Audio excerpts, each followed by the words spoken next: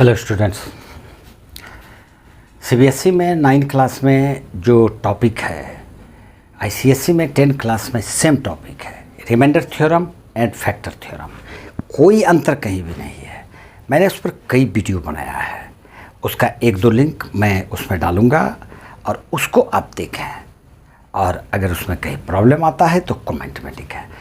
Selina publication के chapter 8 में reminder and factor theorem है। 8A एक्सरसाइज का 1-2 क्वेश्चन पर आज हम लोग डिस्कस करते हैं, उसे आप ध्यान से देखिए। क्वेश्चन नंबर 4 का 2, एक्सरसाइज 8A क्वेश्चन नंबर 4 का 2। यह क्वेश्चन इस प्रकार से कहता है कि k का वैल्यू फाइंड करना है अगर 3x - 4 3x² + 2x - k का एक फैक्टर है। जैसा आप जानते हैं, फैक्टर अगर कोई एक्सप्रेशन है किसी दूसरे एक्सप्रेशन का, तो अगर हम उसको डिवाइड देते हैं तो रिमाइंडर हमेशा 0 आएगा। जैसे 4 का फैक्टर 2 है, अगर आप 4 में 2 से डिवाइड देते हैं तो रिमाइंडर 0 आएगा। फैक्टर का मतलब यही है, यानी कि रिमाइंडर विल बी 0। तो यहाँ पर ये इसका फैक्टर है। इसके सॉल्यूशन में चलिए, गिवन हमको दिया हुआ है 3x - 4 is a factor of expression 3x² + 2x - k। तो ये वाला जब ये फैक्टर है तो इसका मतलब है कि therefore 3x - 4 is equal to 0. That implies 3x is equal to 4. Therefore x is equal to 4/3.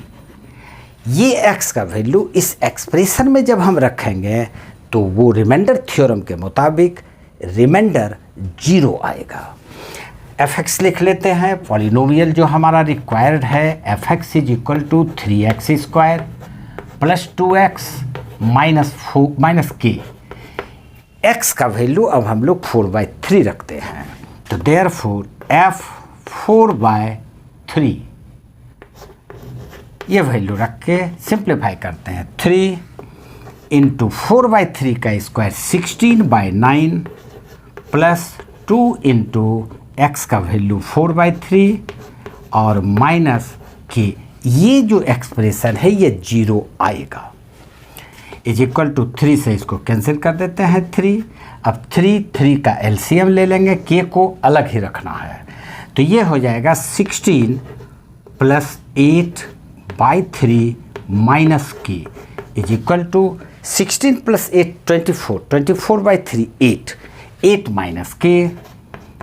Minus k। ये जो आता है यही रिमाइंडर कहलाता है। Therefore remainder is equal to 8 - k, और चूंकि ये फैक्टर है तो इसका रिमाइंडर 0 होगा। Therefore 8 - k is equal to 0। Therefore k is equal to 8। यही हमारा इसका आंसर है।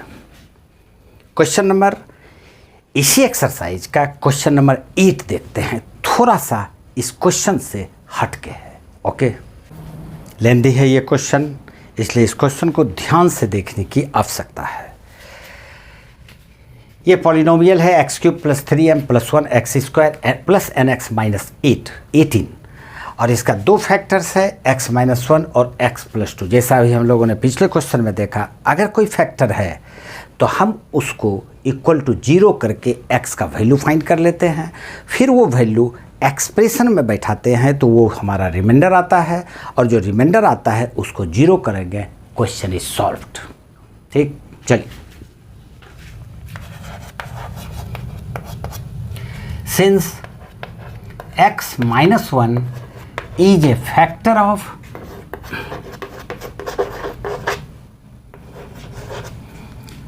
x³ + 3m + 1 × x² + nx - 18। तो x - 1 = 0 रखेंगे, therefore x minus 1 is equal to 0, therefore x is equal to 1. अब हम लोग f1 निकालते हैं.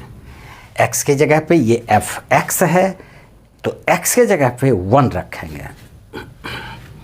यह हो जाएगा 1 का cube plus 3m plus 1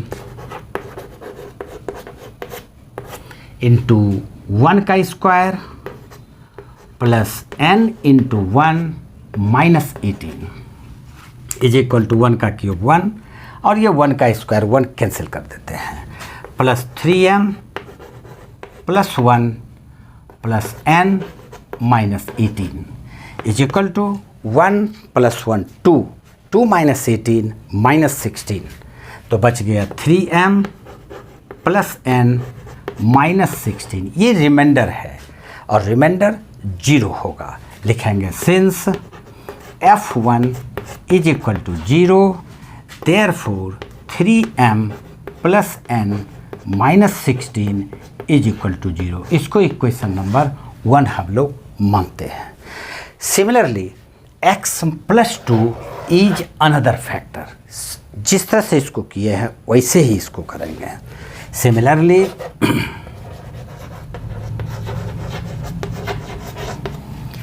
f जब x प्लस 2 इक्वल टू 0 होगा x plus 2 is equal to 0 therefore x is equal to minus 2. तो हम लोग निकालेंगे f minus 2. f minus 2 equal to minus है साइन इसका, इसलिए सावधानी से चलिए. माइनस 2 का cube minus 8 plus 3m plus 1 into minus 2 का स्क्वायर. ये माइनस 2 आया है, माइनस 2 का स्क्वायर 4 होगा और प्लस n इंटू माइनस 2 और minus 18.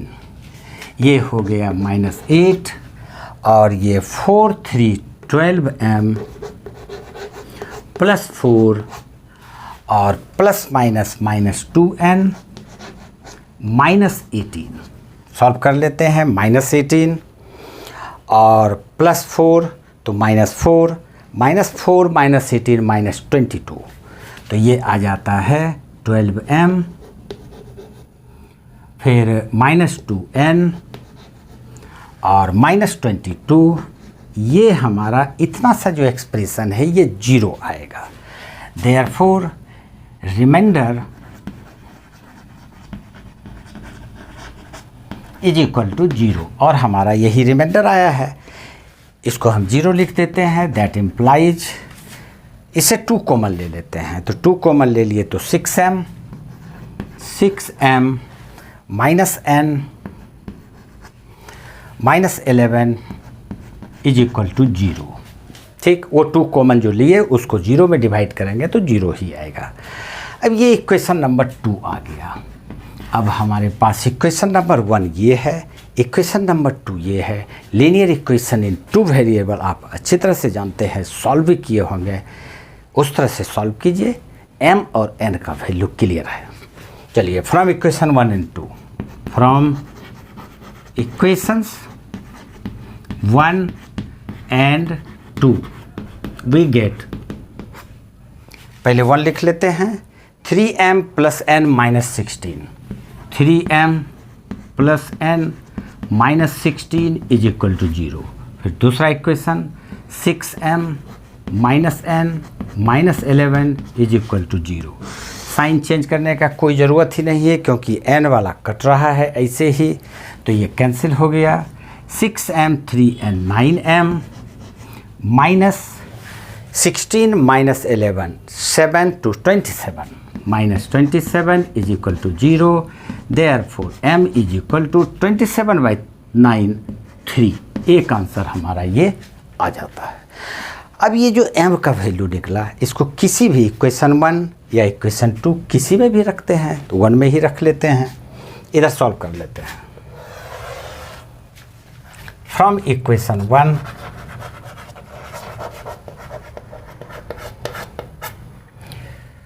3m plus n minus 16, 3m plus n minus 16 is equal to 0. That implies 3 into M का value आया है 3, तो 3 into 3 plus n minus 16 is equal to 0।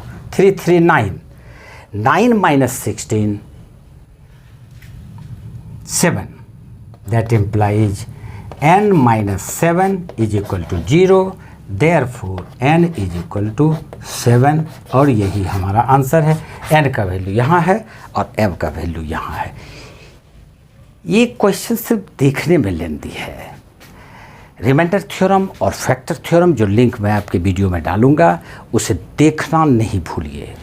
उसको पहले देखिए, फिर इसको देखिए, उसके बाद इस पर रिलेटेड और भी 1-2 क्वेश्चन हम लोग डिस्कस करेंगे, 1-2 क्या ज़्यादा ही करेंगे, और उसके बाद तब आपका रिमाइंडर और फैक्टर थ्योरम क्लियर होगा।